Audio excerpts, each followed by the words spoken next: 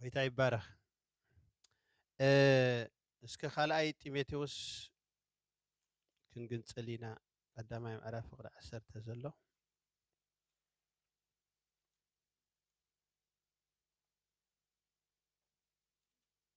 بزا أنا دمصي صبق سمعو سلازي لخو نسخم تسمعوا تلخم كسايغبرو كبرني يسوع كريستوس يكون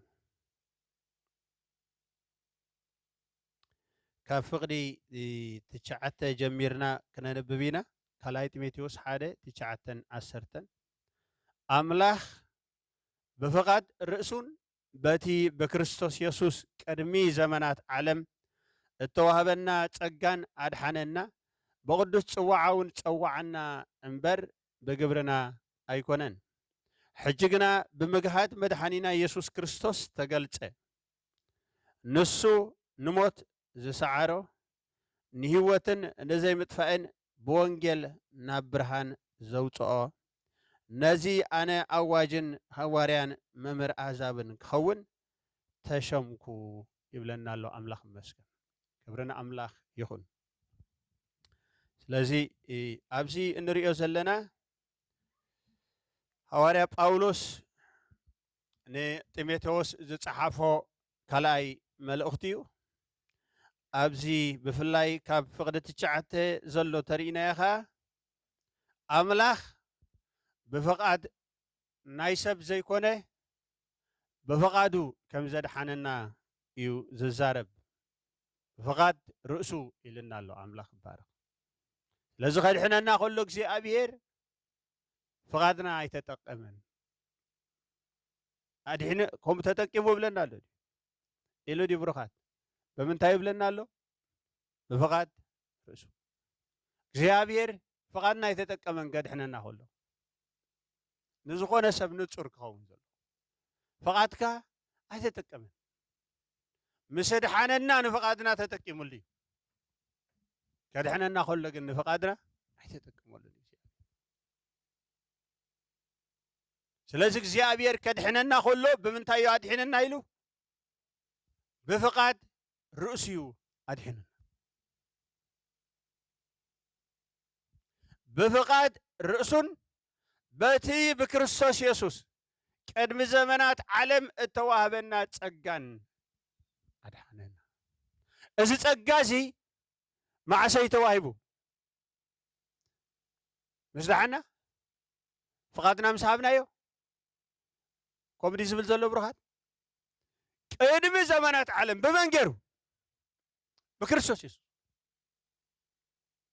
قدم زمانات عالم يتواهبو زي زدحنا له ጸጋ مع سيتواهبنا ጸጋይ فقد مسحبنا استولدنا مرجعنا እግዚአብሔር ምስ ነገርና ዮ ኮሜዲ ዝብለና ዘሎ ኖ ቀደም ነርና ዲና ቅድም ዘመናት ዓለም አይነበርና እዚ ጸጋዚ ማዕሰይ ተዋሂቡ ቅድም ዘመናት ዓለም ቅድም ዘመናት ዓለም ይተዋሂብና እግዚአብሔር እስከ ኢሉሲ ዘሪት ዝበሃል ሰብ ምስተወልደ ኣብ ዕድመ ልክዕኻ ወንጌል ምስተሰብ ከሉ ሽዑኡ ፈቃዱ ርዩ ሕራይ ዲ ዝብል ሕራይ አይበለን بل انكا تدلياري خزا هي بزيا إلو شعاء فقادي حتيتو أيكون رجع أبيري ريهم بروخات أتتوكل ناي حواريات مهرو ناي قويتانا مهرو انتاي زبل حده بفقاد روسي هادي حيننا بفقادنا عيد حننا بفقاد أبو ويهدي عيد حننا وانا تفتقلها فقادنا يا ابو اني ادن كاسلتكم مالتي ودي ب4 قالها ب8 يلومسي نايمن فقاد تلقى نايمن فقاد يخون دل ني ابو اني ادي كاسلت تخون مالتي نو بفقاد سبعي وي سبيتي يكونن بفقاد سبعي يكونن بحبشه እግዚአብሔር بفقاد رؤسيو አድህነን አሜን ደብሮካት ኮሚዙ ለና እግዚአብሔር ከድሕነና خلص فقادي ተጠቂም እግዚአብሔር ناتو دليتي ناتو مرچ አይኔሩ ኢየሱስ ክርስቶስ ጎይታ እግዚአብሔር በፈቃድ ርእሱ ከላይከ በቲ ቅድም ዘመናት ዓለም በክርስቶስ ኢየሱስ ተዋበና ጸጋ ክልቴን ሐዝወን እዘና خلاف እዚን ሐዝወን حدش حجن حنا مس مصانا استوهبت ጸጋ ይሁን እዚ ጸጋ እዚ معسي توهيبو قدم زمانات عالمي توهيبو حجي يسوع كريستوس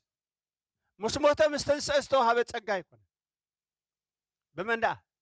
معس قدم زمانات عالمي توهيبو እዚ ጸጋ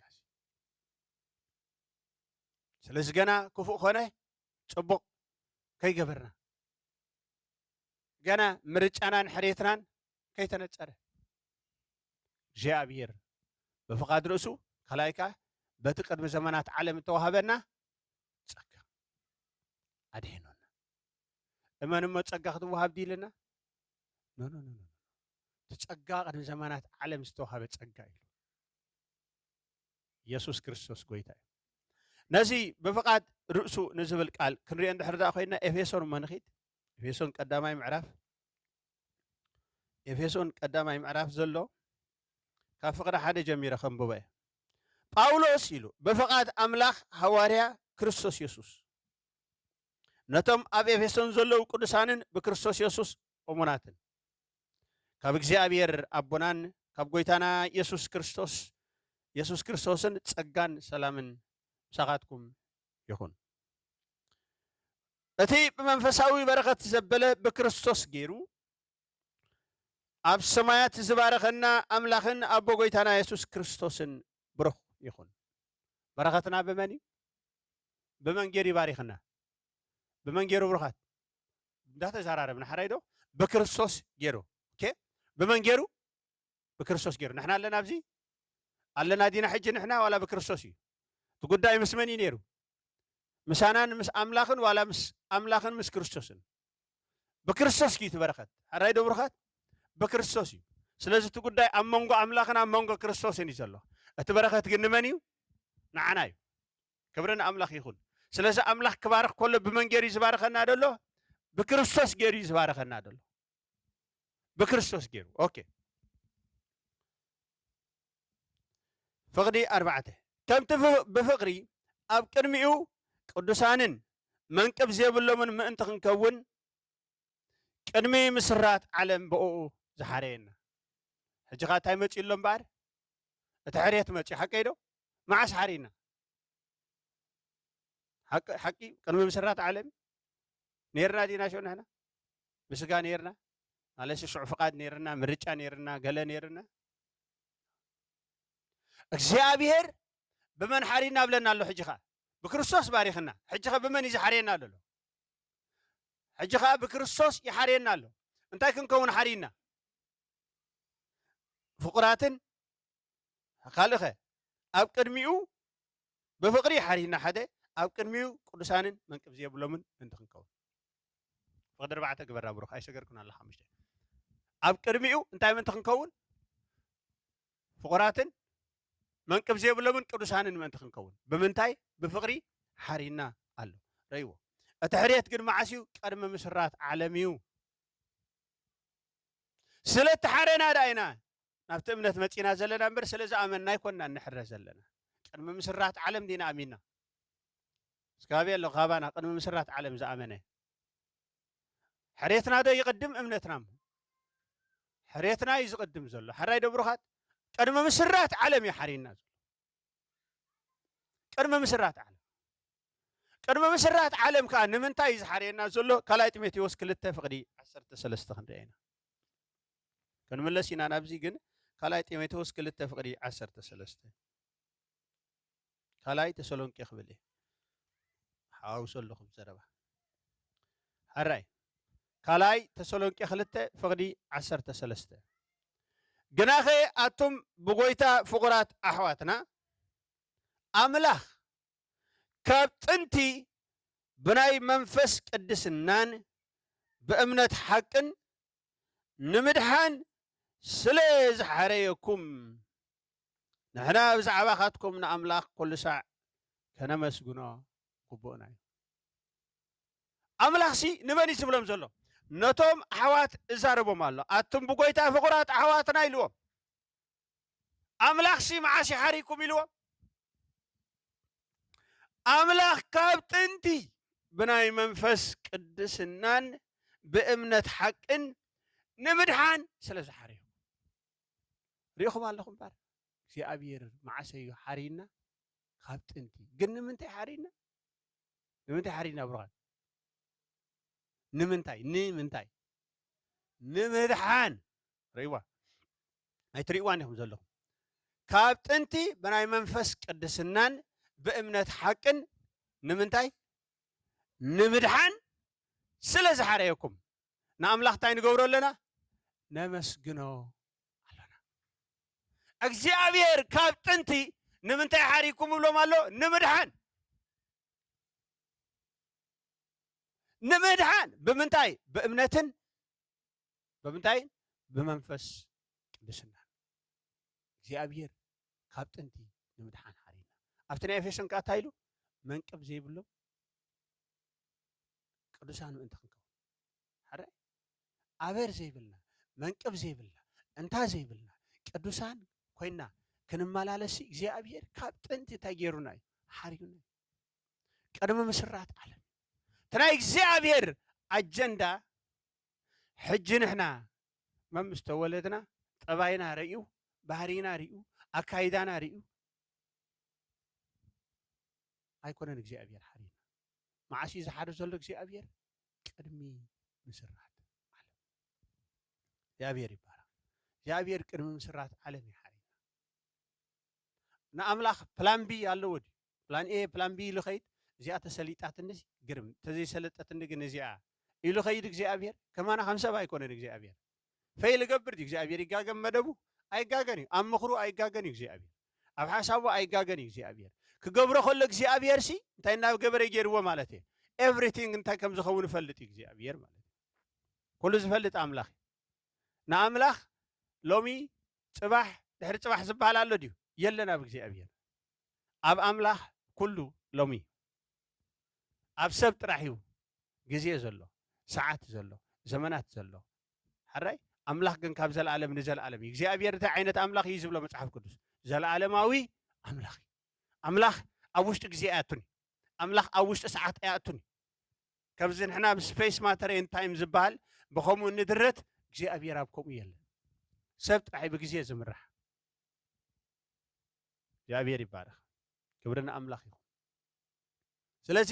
እግዚኣብሔር ቅድሚ ምስራት ዓለም ብፈቃድ ርእሱ ኣድሒኑና ቅድሚ ምስራት ዓለም እንታይ ሂቡና ፀጋ ሂቡና ቅድሚ ምስራት ዓለም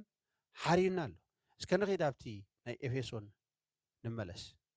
ኣብዚ ናይ ጢሞቴዎስ ተሰሎንቄ ዝተመለስና እንታይ እዩ እግዚኣብሔር ክሓሪየና ከሎ ንምንታይ ሓሪዩና ኢልና ኣለና ንምንታይ ሓሪዩና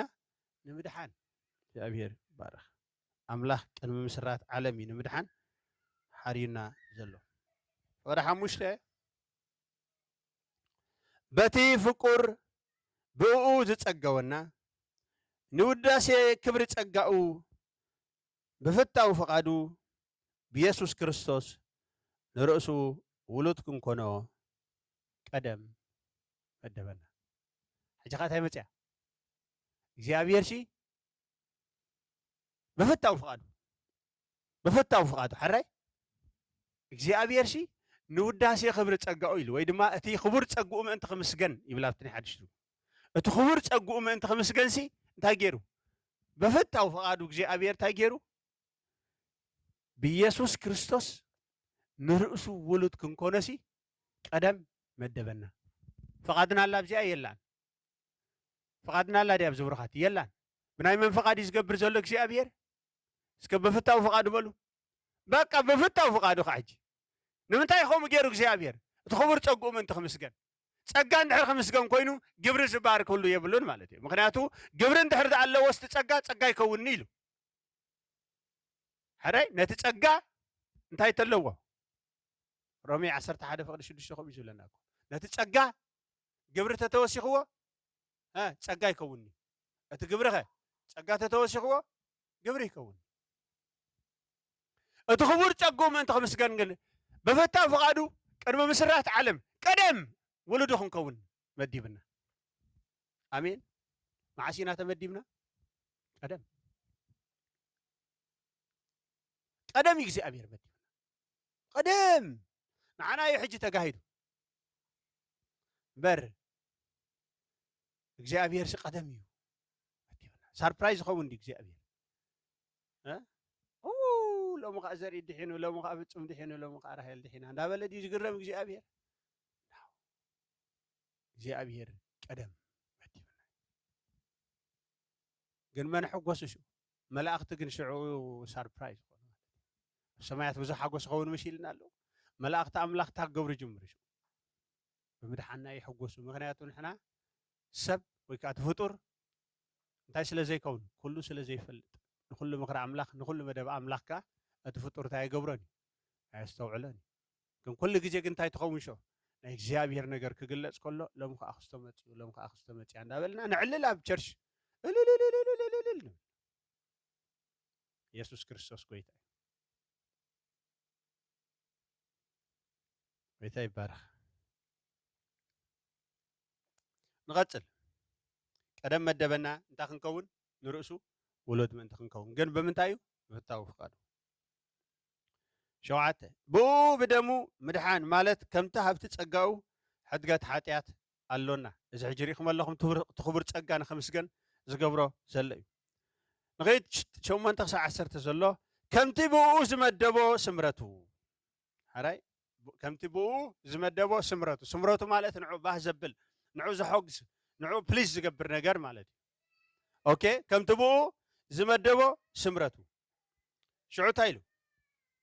ነቲ ምስጢር ፍቃዱ እናኣፍለጠና ነቲ ናይ ምልኣት ዘመናት መጋቢነቱ ኣብ ሰማይ ዘሎን ኣብ ምድሪ ዘሎን ኣብ ክርስቶስ ምእንቲ ክትቕለልሲ ብኩሉ ጥበብን ብኩሉ ኣእምሮን ነዚ ጸጋኡ ኣባና ኣውሓዞ ሕራይ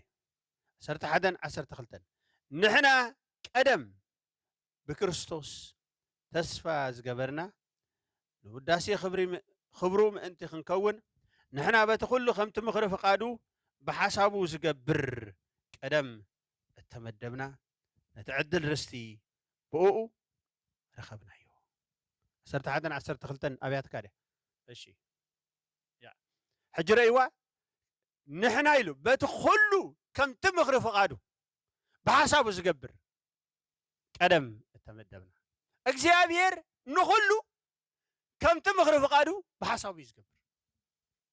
ክምድበና ከለኻ በዚ መሰረት እዩ እግዚአብሔር መዲብና ኢሉ ንኣምላኽ ስብሓት ይኹን ኣሜን ደብሩኻት እግዚአብሔር ብፍቅሩ بكريستوس يسوس قدم نزي خبر زي مديبنا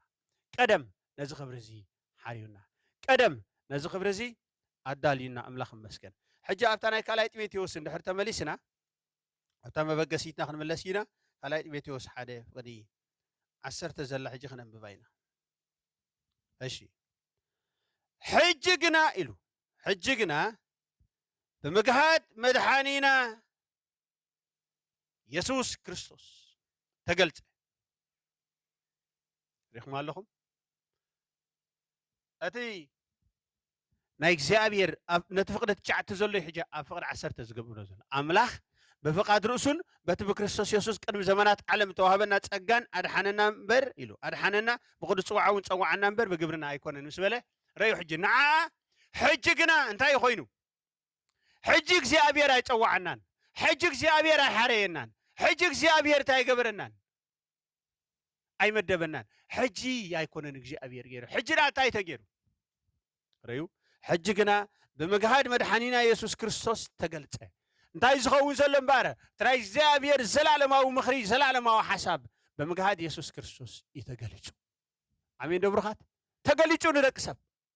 ማዓስ ደም ፈለጥና ኢና ሕጅኮ ቅዱስ ሐዋርያ ጳውሎስ ኮይ በወንጌል ገይሩ ቀደም ይኹም ተሓሪኹም ድብለና ደሎ ቀደም ከም ተሓረና አይተነግረን ነይሩ ግን በመግሃድ ኢየሱስ ክርስቶስ ግን በወንጌል ገይሩ ታይ ኮይኑ ተጋሂዱ ተገሊጹ አምላኽ ባረ ክብርን ኢየሱስ ክርስቶስ ይኹን እቲ ጸጋ ቀደም ይተዋሂብና ግን ማዓስ ተገሊጹ ሕጂ ዝጋሃድ ዘሎ ሕጂ ዝግለጽ ዘሎ በምንታይ ወንጌል ጎይታናን መድኃኒናን ኢየሱስ ክርስቶስ ምስተገልጸ ኩሉ ናይ እግዚአብሔር ምኽሪ ተገሊጹ تنا እግዚአብሔር حساب ተገሊጹ تنا እግዚአብሔር ዘላለማዊ አጀንዳ ተገሊጹ እግዚአብሔር ይባረክ ወናቱ ክርስቶስ ንሱ ተደገ ስለዝኾነ እትበር ንስዩ ታፍ ደገ ንስዩ ክብርን ኢየሱስ ክርስቶስ ይኹን እትብርሃን ንስዩ በክርስቶስ ኢየሱስ ይኹሉ እንታይ ኮይኑ ናብ ጋዲ متيو أيناي تناي زلعلم مخر أملاخ قبل علينا حجينا بمجاهد مدحنينا يسوع كريستوس تقلته رأيو كريستوس مالتي نسو قبل خلله كريستوس نموت زسعره نهوتن نزي متفقن بونجل نبرهان زوجايلو እግዚአብሔር ይባረክ ህይወትን ንዘይ ምጥፋእን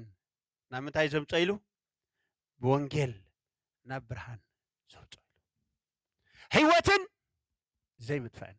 ሎሚ አርእስትና እንታይ ዝብል ህይወትን ዘይ ምጥፋእን እግዚአብሔር ይባረክ ብወንጌል ናብ ብርሃን ዝተገልፀ በቲ ምግሃድ ኢየሱስ ክርስቶስ ብወንጌል ናብ ጋህዲ ዝመፀ እግዚአብሔር ንደቂ ሰባት ዲስፕሌይ ዝገበሮ ህይወት ጥራይ አይኮነን ከተስተውዕሉ ደለይኩም ዘለኹ ሕጂ ህይወት ጥራይ አይኮነን እንታይ ካ ዘይምጥፋእ እንኮሎ ብዙሕ ግዜ ሰብ እንታይ ዝብለካ ናይ ዘለዓለም ህይወት ኣለኒ ይብል ግን እግዚአብሔር ብወንጌል ገይሩ ብምግሃድ ኢየሱስ ክርስቶስ ናይ ዘለዓለም ህይወት ጥራሕ ድዩ ጋህዲ ገይርዎ አይኮነን كل جزء زي فلاليا بحادة زخدا جن أما أخل أمنتي دوب استقبرلن درت استقبرلن عبقاق استفترلن عادي كقلة أخلو أخا نعبي كفترة زقبرا كساخن دزع عينت صحوت سخولة تمرتي أما أخل بيت كريستيان سلت تزرقها لومي هوتن زي متفان ببينن زخدا ببينه ورنا أما أخل أمانتسي مفل لا يفتح يسوع كريستوس قويتاي أما تصحف كودس جنا يفلا يعني إسكا هيوتن زي متفان بل قويتاي بارخ أشي إذا هيوتن زي متفان كل تجت نحنت سنتيم كل تجت نحنتي سنتيم حنت سنتيم بخل تجتة أنت هيتخونيا فلا ليه تخل لها زي أتريفه زي قبرات تخل قوم تقبر تخل لها ولا زغنة تاع ستايندر إيواتا حنت بر وحنت دولار وحنت كرونر بالوا بتحرق تاع راح تعيد خوينات حنت نحر تبلاشيات تسرع ده أتسرع سلازي وانجيل إذا كلته مقلات حيزيو نبيت كريستيان تجاهيد أمين دبرخات كلته قد تايسو هيوتن زي متفاعل ناب يوحنس سلسة منخيت فقدي 14-15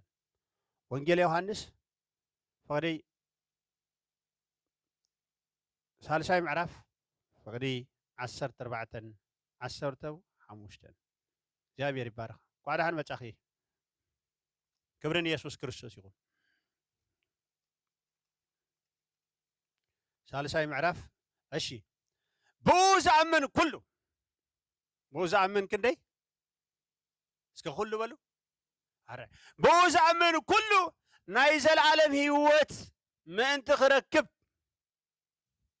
امبر تاهي كون عاويل كفايتهم هرا بوز أمن كله نايزل عالم هيوت ما أنت خركب امبر كي تفسي كم تمسي عبرخات من السقلة كم دم ما ود السب كسكال يقبعيل رأيو حجي كم تقول حنسا قدف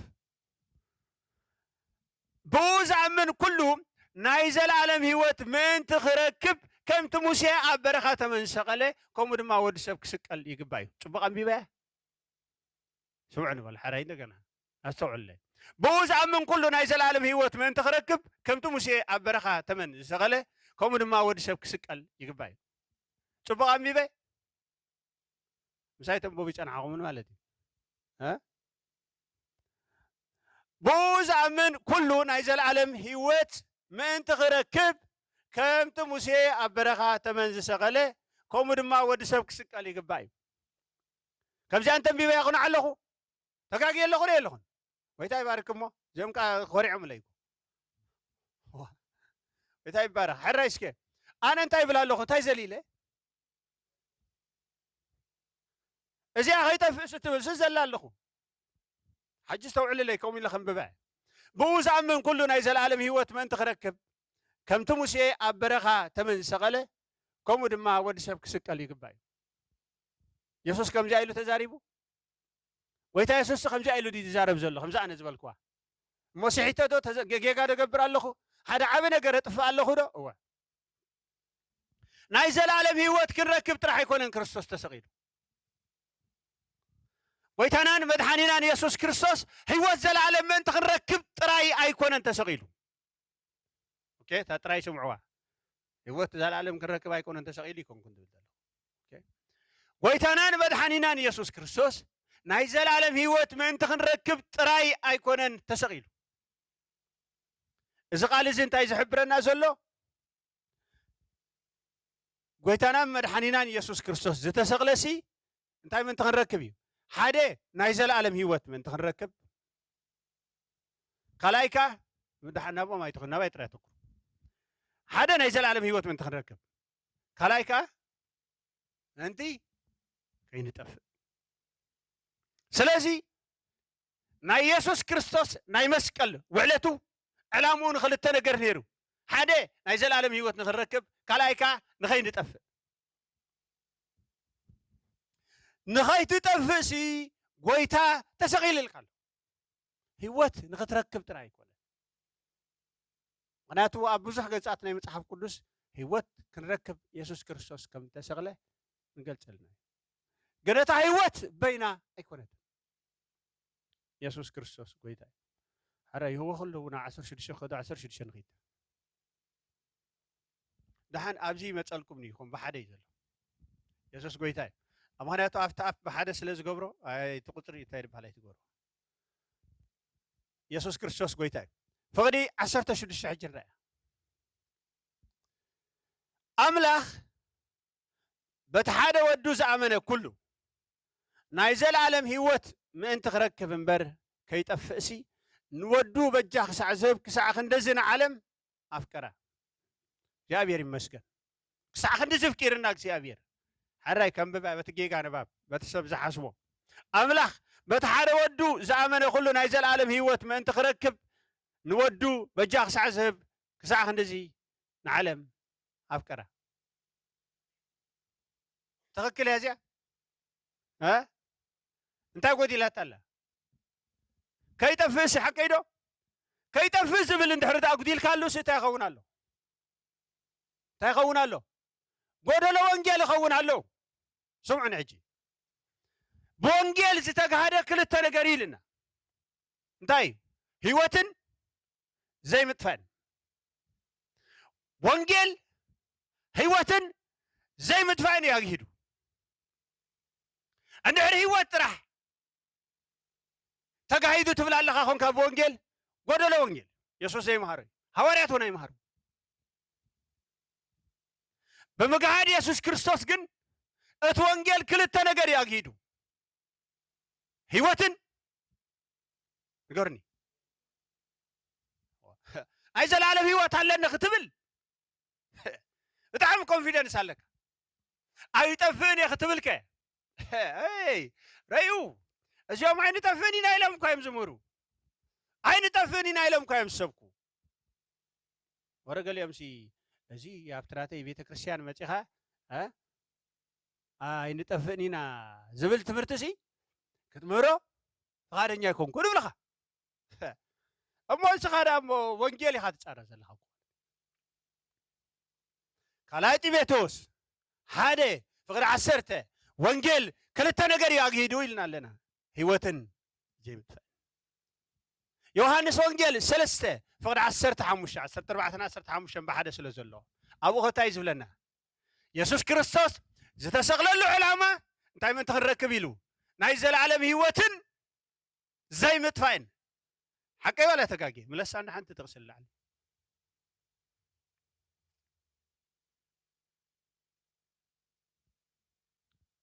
أوكي بوز عمن كله نايزل العالم هيوت من تخركب منبر كيتفسي كم تمسي أبرخا تمن سقله كم ما ود سب سقل يقباي سلمتاي ود سب سقل زلوا نقول نبرخات سلمتاي نايزل العالم هيوت كركبن خين تف كلتي وانجيل بزعبات تسقله ودن دي حكيدو نحنا سنة التسقله كريستوس تاي نقبر علينا يلو نسبخ علينا التسقله كريستوس سبخ تلها خونكا هيوتن زي متفانك سبخ لك قولوا له انجيل اي تسبخ نايزل العالم هيوت زلوا اي طفني مغنياتو وين نايزل العالم هيوت يبل كان وين ما علن تيلكها اي تطفني فلا لي وانجيل اي نغرن يسوس تسقلسي دايما تقبلناي نايزل العالم هيوتن زي متفائن من تقبلنا عسرت شو دشخان خيتجي ثالث هاي جبت فوق مالو املاغوت حدا ودس امن كله نايزل العالم هيوت ما انت خركب انبر ها كي تفسي رخيبنا عنده هيوتن زي متفائن هيوتن زي متفائن بحد الله حاجه نايزل العالم هيوت ما انت خركب انبر كي تفسي اذا نايزل العالم هيوت لك اي تطفني خا كطفيه تلكاني نايزل العالم هيوت يبلك بعريش غيت هو زل العالم علن اندحرت لنا لقاهم كزي متفاخل لك ما انت خيت افس تاجرو نودو بجاخ سعزب ساعه نزنا على مبقى سلامتاي كريستوس بجا خوينو هو زل العالم انت ركبن كاين تفن ثلاثه دهيبكم الله رابعي كان 10 معرف وانجيل يوحنس وسدني ودي 10 شوعاتن كرينا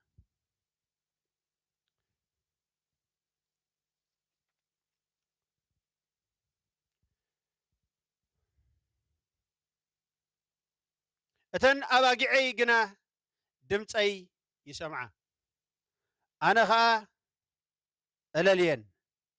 نساتن ون يسعباني حج 20 شو من تريو انا خا هيوت زلعلم هبن نزل علم دما اي طفانين كاب ايدي ون زمن زعن يلون حاسو حجبسي انا خا هيوت زلعلم هبن كاب ايدي ون زمن زعن يلون ازي غدولو وانجيلي ازي غدولو وانجيلي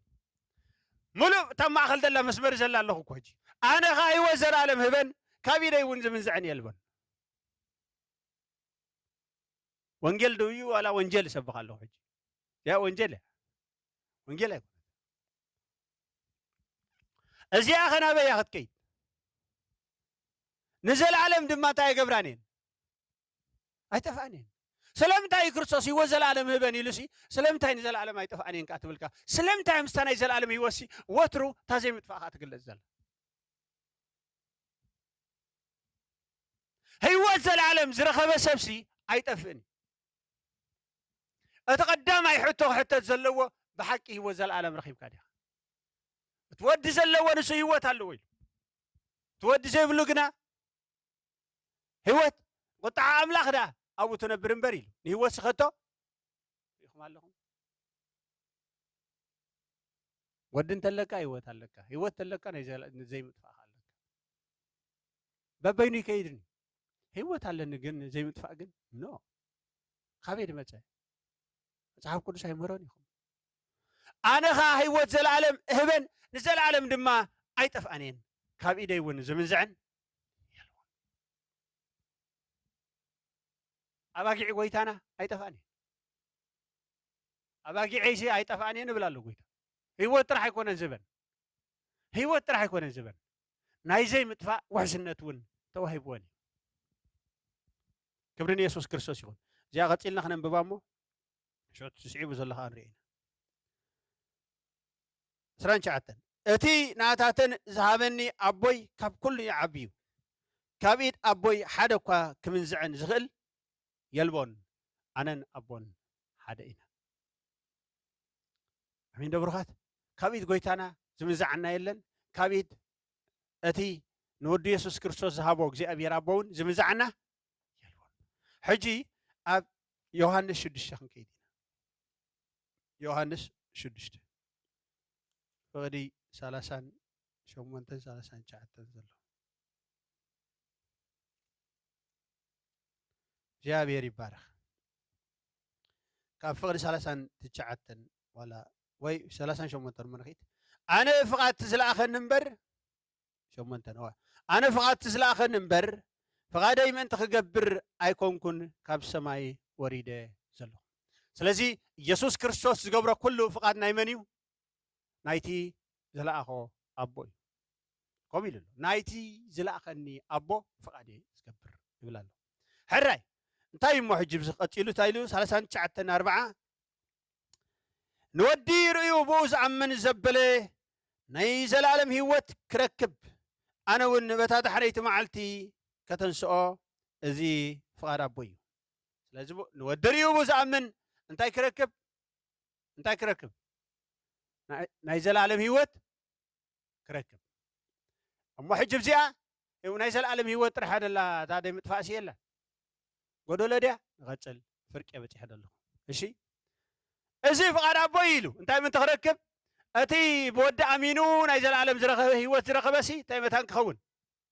ناي زلالم هيوت كركبيو بتا حريت معلتها كتسيو ايش ازي فقار ابوي كابتن السو زهابن زبله بتا حريت معلتي كتنسو امبر حدكوا خيطف ازون فقط تزلاخني كابتي እግዚአብሔር እንታይ ዝኾኖ ካብቲ ንሱ ዝሃበኒ ዘበለ በታ ድሕሪት መዓልቲ ከተንስኦ እምበር ሓደ እኳ እንታ ከይገብር ከየጥፍእ እምበር ትምእቲ ከትንስእ ዝብሎ ዘሎ እምበር ዘይምጥፋእ እዩ ይዛረብ ዘሎ ማለት ወላ ሓንቲ ከይተንስእ ትተርፍ የለን ምክንያቱ ንሓንቲ እኳ ከየጥፍእ እዚ ፍቓድ ኣቦ ኢሉ ንመን ዝተዋሃበ ፍቓድ ኢየሱስ ክርስቶስ ክፍፅሞ ዝተዋሃበ ፍቓድ እሞ ሕጂ እንድሕሪ ካብተን እግዚኣብሔር ኣቦ ዝሃቦ ኣባጊዕ ክርስቶስ እንድሕሪ ዘጥፍእ ኮይኑ ተሓታቲ ንኣብነት መብዛሕትና ብጉስነት ዝዓበየና ኢና ስጥሪት ዝዓበና ኢና እንድሕሪ ዛተን ኣባጊዕ ወይተን ከብቲ እንድሕሪ ጠፊአንሲ እቲ ምጉትካ ምስተን ኣባጊዕ ዲ ዋላ ምስቲ ጓሳ ክሰምዓኩም ዘለኹ እቲ ምጉትካ ሲ ምስተን ኣባጊዕ ዶ ምስቲ ጓሳ ነተን ኣባጊዕ ከይድካ ዲኻ ናብ ቤት ፍርዲ ትኸሰን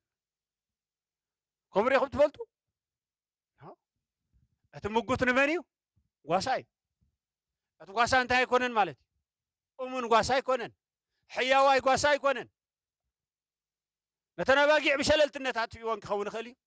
ወይ በዓል ዓስቢ ክኸውን ይኽእል እዩ ከምቲ ቃል እግዚኣብሔር ኣብ ጎይታ ኢየሱስ ክርስቶስ ርእሱ ነፃፂርዎ ዘሎ 10 ምዕራፍ ኢየሱስ ግና ሕያዋይ ጓሳ ኢሉ ህይወተይ በጂ ኣባጊዕ እየ ዝሕልፍ ስለዚ መጀመርያ ንዓይ ክረክብ ኣለዎ ትንዓኹም ዝረክብ ኢሉ ኢየሱስ ጎይታ ይባረኽ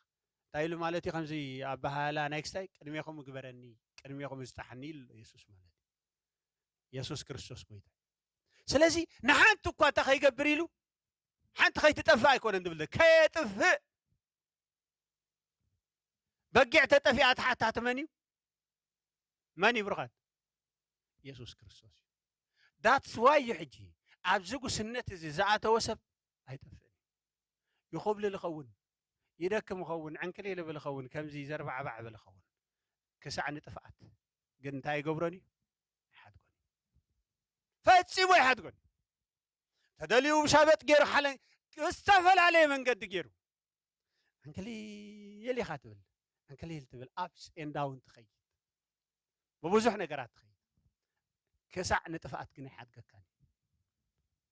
زي ابير يمسكن اتبلج اريخ بقيع مخان مبار اتبلج انا حريت املاخ زي اب قسنت ناي قويتانا مدحنا يسوع كريستوس كدكم تخليها كسنف تخليها بوزح نقرات كتحلف تخليها نطفأت قد اجد فكر كبرنا املاخ يسوع كريستوس قويتا سلازي قندي مسخا خراب تلكم الله حموش خون بحدن تينا حموش رقيده حسكم يحسكم قالت بيتيوس حده فقد عسرت رينا يوحنس وانجيل ثالثاي معرف فقدي 14 رينا دحري يوحنس وانجيل 3 فقد 16 رينا دحري يوحنس وانجيل 10 فقدي 28 رينا دحري زلخا يوحنس 6 فقدي 30 تشعتن سهر بعد زلخا رينا حموشته بحموشته مسخاخر حموشن لعلى مسكر ابزا ناي مدري داننسي تمسكر سلسته مدلي حقي خلتوي سلسته يدبل هذا حموش خيتنا لنا مالتي بزح مسكر امتينا سلاس بغيتان عن مدحانينا يسوع كريستوس حدث انت مسكونه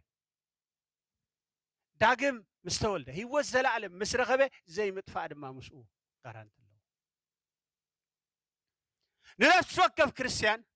بغيتان عن مدحانينا يسوع كريستوس مستقبله بمسرت افيسون حاده فقد عسرت كلتن 13 كرينا 13 في الله افيسون حاده فقد 13 نسخاتكم ونيلو بو قال حقي ناي مدحانكم وانجيل مس سمعكم بون مس امنكم بناي تسفى منفس قدوس تحاتمكم انت امين نسمع تحاتمكم اذا تحاتمكم مالت يمثلكم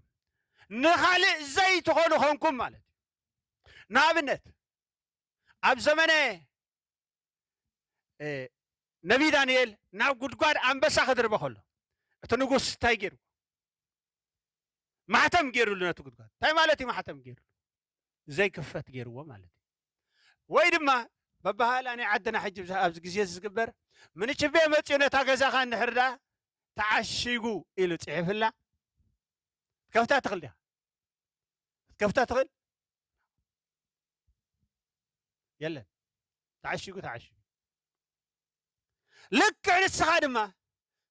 ናይ ምድሓንካ ወንጌል ምስ ሰማዕኻ بو خامس امنكا بناي تسفى منفس قدس تعشيو امين دبرخات نسيطان نعالم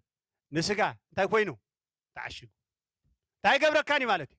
حجي از محتمزي افيسون 4 فقد 30 نخيت تاي مالت ما نخددان كسا ما استعشقنا خمزلنا تريوا متان افيسون 4 فقدي 30 نتي نمعلت مدحان اتحاتمكم له ناي املاح منفس قدوس ايتغيو يسوع كريستوس غويتا بمنفس قدوس تاخوينا لنا يلنا مسامنا تحاتمنا لنا كحاتمنا خلغن كسا معاسيلو نمعلت مدحان يلو معلت مدحان مالت معاسي عند حردا لكم تا غويتانان مدحانينا يسوع كريستوس بخبري زغلصلا نحنا دما بيوزلنا خونه ወይ ድማ ቶም ዝሞቱ ንምቕባል ጎይታና በአየር እንልዓለላ ሓድሽ ሰማያዊ ስጋ ድማ እንለብሰልና ኣብ ተቀዳማይ ትንሳኤ ንስዩ ትመዓልቲ ምድሓን ዝበሃል ኣምላኽ ምድሓን ስጋና ተባሂሉሎ ኢየሱስ ክርስቶስ ጎይታይ በመሰረት ሮሜ ሻምናይ ምዕራፍ ቅዲ 23 ተዳሪኽሞ ምድሓን ስጋና ኢልዎ ዘሎ እዚ ስጋ እዚ ናይ ውርደት ስጋና ነቲ ክቡር ስጉ ክመስል ዝልወጠሉ أتي تسان غيرنا نتصبي زلنا غويتانا مدحنا يسوع كريستوس زمصلا معلتي زياتا معلت مدحن تبال املاح بارك كسازا معلت مزان زيا عاشيكا من كيتقملكا علم سكا زيتا نا اغزابير واننت مخنا نا املاح طراي كنكون بيت مقدس ياو املاح طراي كنكون اغزابير تاغيرونا حاتمنا اذا طرح يكونن قداماي قرنطوس 1 فقد 8 خنخيت مجمرات تايلكم الله عجي كساع معلت مدحان تاي كوينا لنا تحاتمنا لنا مساعة مساسة لما تكون لكم كلاي بيتروس ويد ما قداي بيتروس حدا حموشة قنت للي قدامي بيتروس حدا حموشة مساعة من تخت التأساسر اللي شعبتي حنت خنقيد نبذاز بالكم قدامي بيتروس حدا فقدي حموشة ريوازيا نسخاتكم بهاي أملاح بأمنت نتبدأ حراي زمان كقاعد زلوا التدالوي مدحان تحليكم الله دامين رخصم أنت هسكو ولا اللي جنبلكو ويتا يبارك أنت تحلي خلها وا مثلا لو مش عدنا نقول زي حاتي خبلا نقول نما شلخا تحلي خبلا يخمال لكم تحلي خلها مالتكو قليل بالشرات يكون عبب الشرات حلو اكسيابير كلل اكسيابير علنا نمنتاي تحلي خلخا نيت مدحراي زمن كغاز زلو تدالو مدحان تحليكم الله نمنتاي لغ نسخاتكم بحيل املاح بامنت كلته حيل املاحن امنتن زبهلا بزين غيرو اكسيابير نمنتاي حلينا له نمعلت مدحان نتمدحان زمن كجهاد زلوا مدحان نسدما مدحان سجانا تنسأ كبرن يسوع كريستوس يقول مغنياتو تايلي ويتا يسوع كريستوس هذا حريت معلت قطع جبريل كتنسأ نمن تزامن أتزامنه هو زلالم نخرج راح يكون أنا إجزاء بير أجندة نختنسأ دم أنا إجزاء بير بلان سلازي ساعتها معلت مدحان تايكوينا لنا تحلينا لنا بحيل أملاخن بمنته أشي أب قدما يقرنطس حدا فقد شو من تنخيت قدما يقرنطس حدا فقد شو من بزاق زي سمعكم علىهم تي ساعة مودة أتازعجس كده جلز بحال حكيدو صاحب كرسكم لناني ساعة مودة أتازعجس كده نبعلو بناتو بتي هرمنتكس كون ريا خلنا رؤوس زخالك على فتتحنت هاللو نجزا رؤوس سبجكت اللو مالتي قري يسوع كريستوس قويتها أبز قال زرع قدما يقرنطس حدا فرشون منته نسو زبل زلو زعبا عملاق يزهرب زلو نسو دما بمعلتو قويتنا يسوع كريستوس معلتو قويتنا يسوع كريستوس ما تعرف اوكي بزي انت تكونوا كسعمو داتا كسعمو داتا اسكعاولكم كسعمو داتا كيصنعكم يو እግዚአብሔር ሳይበሉ እግዚአብሔር በመዓልቱ ጎይታና ኢየሱስ ክርስቶስ በዘይ እንታ ክንከውን ክሳዕ መወዳእታ ከጽንዓና እዩ ክጸንዕ ይትበል ክጸንዕ ዳህመ ጌርካ ጸንዕ ዕዘካሎ እምበር ንስኻ እንተ ትፍንወና ሲ እግዚአብሔር ፍንው ተዘብለና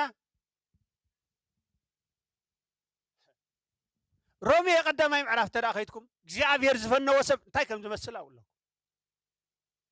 እግዚአብሔር ዝፈነወ እግዚአብሔር ንፍቃድ ርእሱ ከይድበል ድላይ ካግበር ዝበሎ ሰብ እንታይ ከም ዝመስል አውሎ ሮሜ ቀዳማይ ምዕራፍ ካብ ፍቅዲ 18 ክሳብ ፍቅዲ 32 አንብቡ አቡ ዘሎ ክፋት ረእይዎ እግዚአብሔር ንፍቃድ ርእሱ ሕሊፎ ዝሃበ ሰብ ኣብ ክንዲ ንፍጡር ንፈጣሪ ዘምልኽ ኢሉ እግዚአብሔር ንፍቃድ ርእሱ ሕሊፉ ዝሃበ ሰብ ንዘነውር ፍትወት እዩ ርእሱ ሕሊፉ ዝህብ እቶም ሰቡት ነቲ ናይ ተፈጥሮ ነገሮም ገዲፎም ናብ ሰቡት ብስምዒት ከም ዝነደዱ ይዛረብ ተናንስትኻኸሙ ዝኩሉ ግብረ ሰደማውነት ኣብ ዝዓዲ ዘሎ ናይ ምንታይ ምልክት እዩ ቁጣዕ እግዚአብሔር ዝተገልጸ ቁጣዕ ኣምላኽ ምልክት እግዚአብሔር ፈኖ ዝገደፎ ሰብ ኣብ ከምዚ ዝወድቕ መዓት ክሰት ኣለኩም ኣብኡ አንብቡ እግዚአብሔር ግን ክሳዕ መዓልቲ ጎይታና ኢየሱስ ክርስቶስ ብዘይ እንታ ክንከውን ክሳዕ መወዳእታ ከጽናዕና ተኸጽናዕኒ ይስቀበሉ ያምነና ኣምላኽ ይስቀበሉ ዳዊት ከም እንዲህ ኢሉ ሶሪ ሐዋርያ ጳውሎስ እንታይ ኢሉ እቲ መርከብ ክኸይድ ከሎ ኣነ ነቲ እቲ ዝበለንሲ ንሱ ከምቲ ዝበሎ ከም ዝገብሮስ يأمني نعملخي يأمني سلازي حدا كان تايكون يلو أي تفني أبزا بحري أي كنت تفني ناب سلام كن أعطي يأمني نعملخي سكي يأمني نعملخي ويثاي بارا كسع مودة تخجبرنا ينسو كسع مودة تخجبرنا فيليب حدا شدشته فيليب حدا غدي شدشته اللهم ديكم مساي برهات اللهم تدي اللهم كو قدفو أره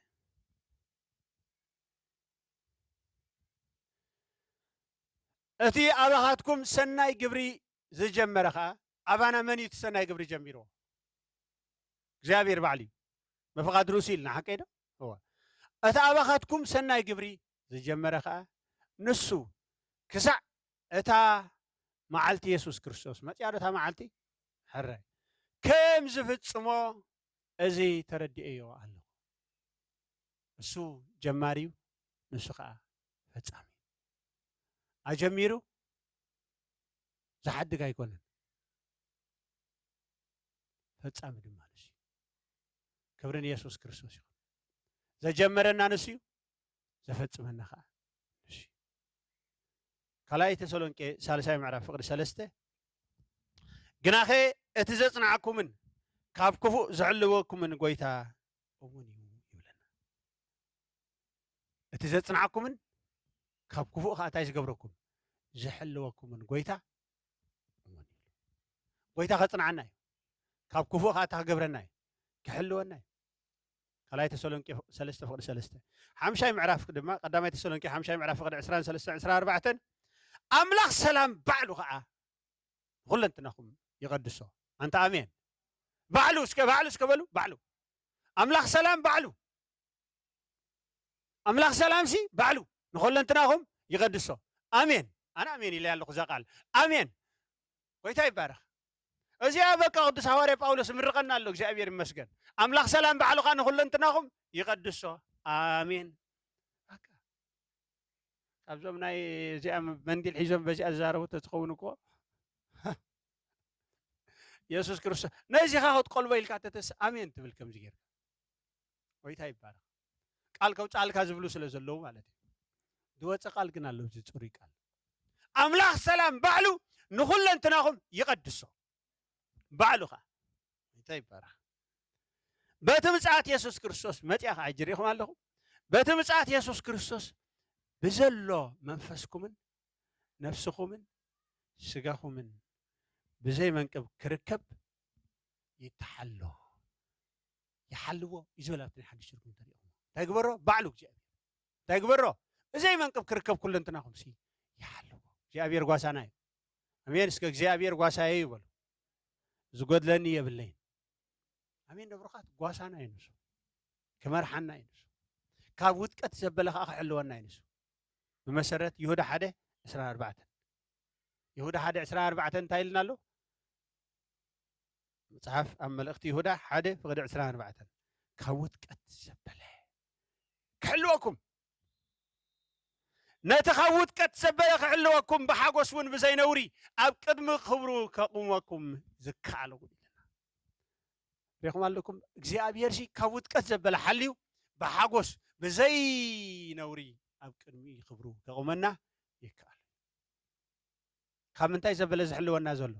ካብ ውጥቀት ዘበለ ንምንታይ ተራእይልኩም ኢየሱስ ክርስቶስ ታይሉ ንሓንቲ በጊዕ እኳ ከየጥፍእ እዚ ፍቃድ ኣቦ ኢሉ ስለዚ በዚ ሓሳብ እዚ ሓሲብኩም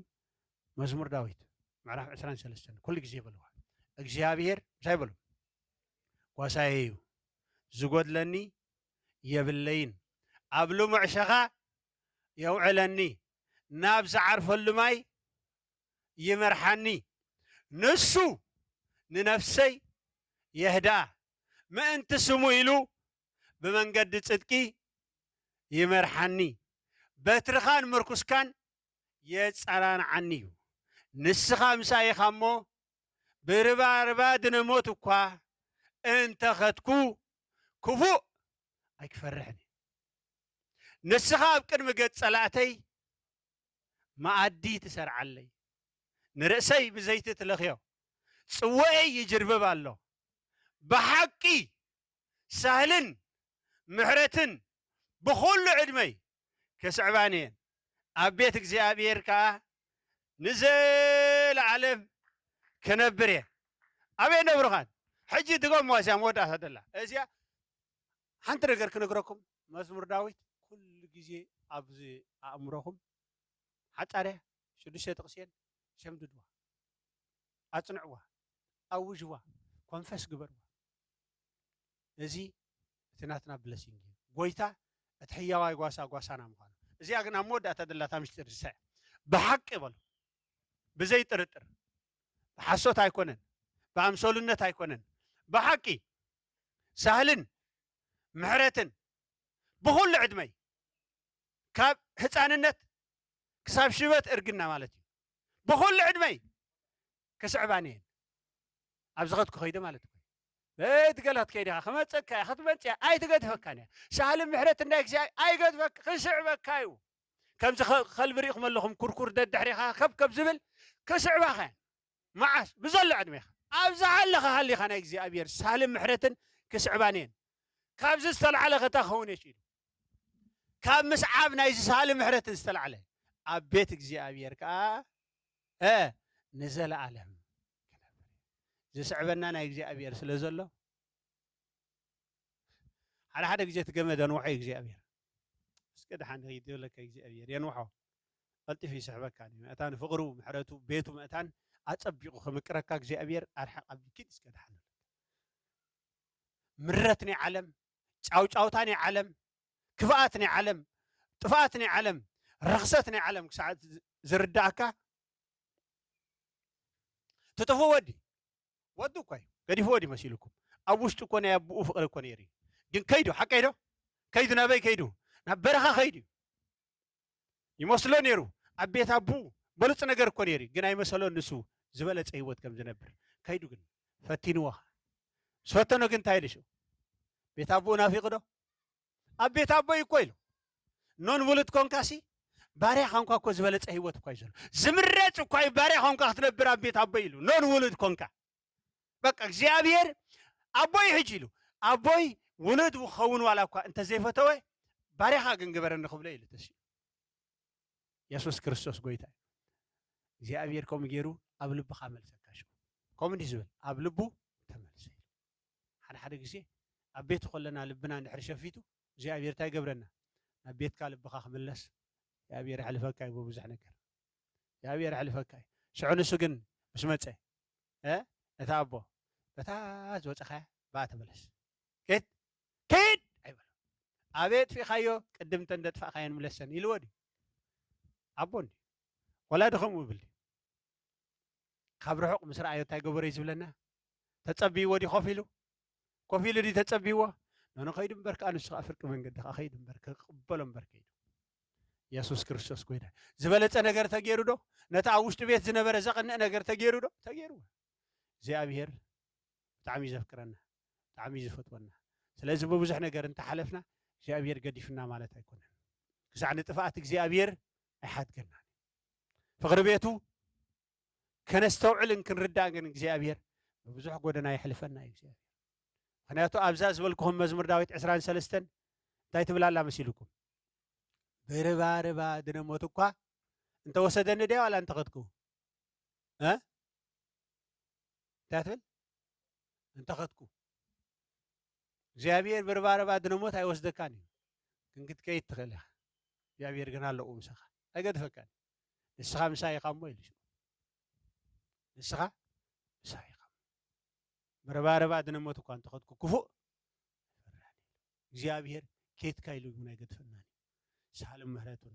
ኣሎ ምሳና ስለዚ ናብ ቤት እግዚኣብሔር ንዘለኣለም ንነብር ክብርን ኢየሱስ ክርስቶስ ይኹን ንኣምላኽ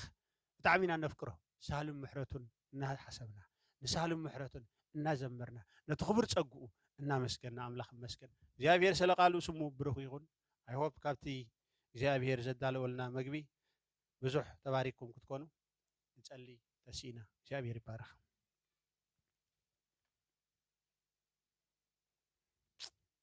ተመስገን ኢየሱስ ተባረኽ ኢየሱስ እግዚኣብሔር ተመስገን ንወንጌልን ንዘይምጥፋእን ናብ ብርሃን ዘውፅኦ ኢሉ እግዚአብሔር በፈቃድ ርእሲዩ ቅድመ ምስራት ዓለም በክርስቶስ ኢየሱስ ሓሪና በክርስቶስ ኢየሱስ ድማ ጸጋ ይብና ግና ከነዚ በመግሃድ ኢየሱስ ክርስቶስ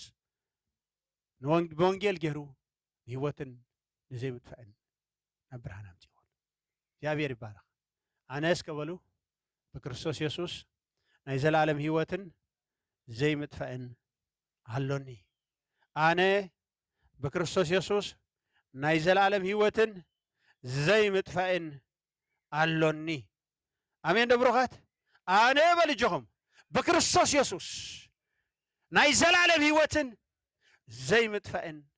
አሎኒ እዚ ጸጋ ዝተዋሂብኒ ኣሎ አሜን ደብሮኻት ተመስገን በልዎ ሕጅን እግዚአብሔር ተመስገን በልዎ ውሉድ አምላኽ ኣይጠፍእን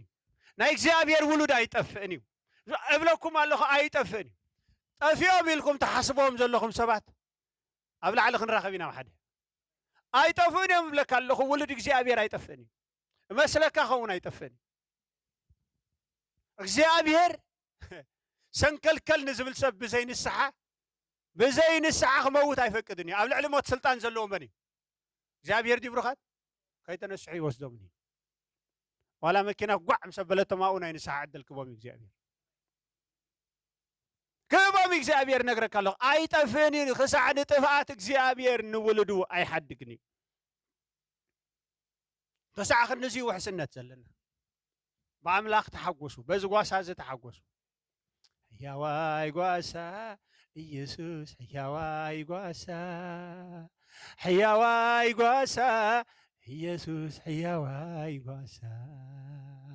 يا واي أبو يسوس يا واي أبو